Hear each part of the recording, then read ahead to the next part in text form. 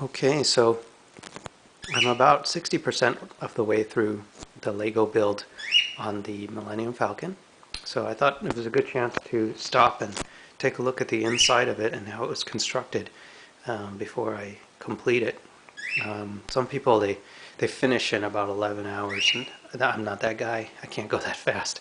And the noise you hear is from our cockatiel, Tandy, over there. Say hello, Tandy.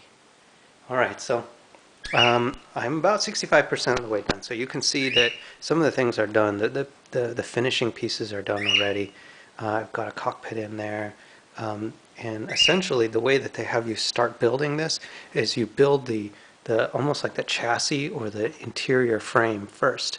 And then once you've built all of that, then you start to add the skin pieces. So these are like the pieces that show the exterior and make up the overall shape of the Falcon, and then they attach these very small points along the edges.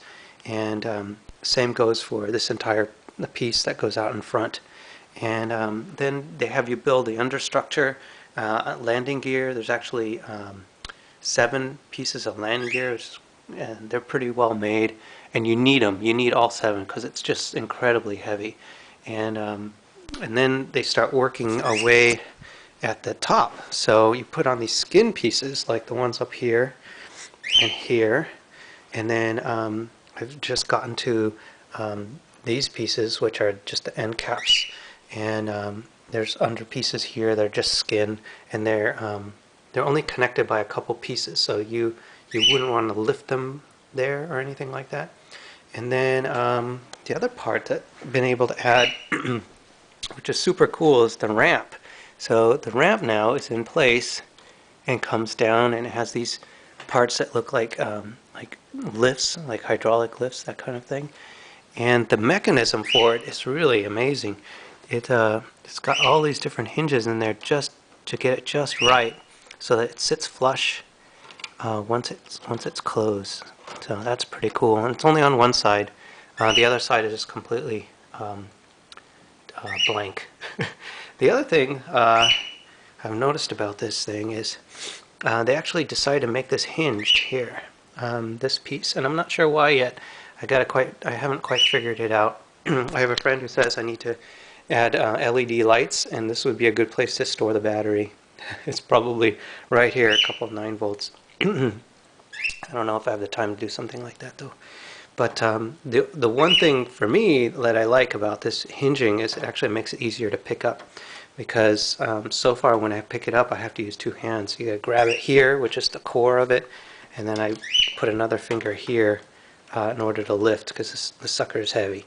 And in terms of the structure, there's like this main cross bracing that you build, and then you add onto it, and they have these like super duper heavy industrial pins to keep everything pinned together for the main frame. The other thing I noticed when I was putting in the cockpit is that they've actually kind of made it to be removable. So if you were to ever pull the sucker out, which I'm going to do, it comes straight out, and then what they've done is they've actually added this slotted piece underneath right here.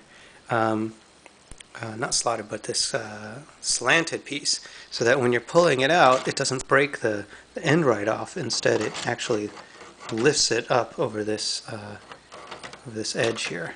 So I thought that was clever. It means that they knew people were going to be removing it. And here's the inside of the cockpit. It's focused. The seats are not in there yet, I think.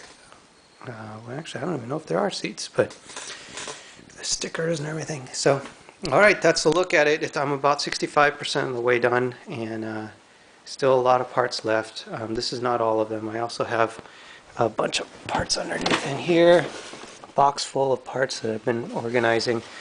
And all right, so when I get done, I'll show you guys more. All right, bye-bye.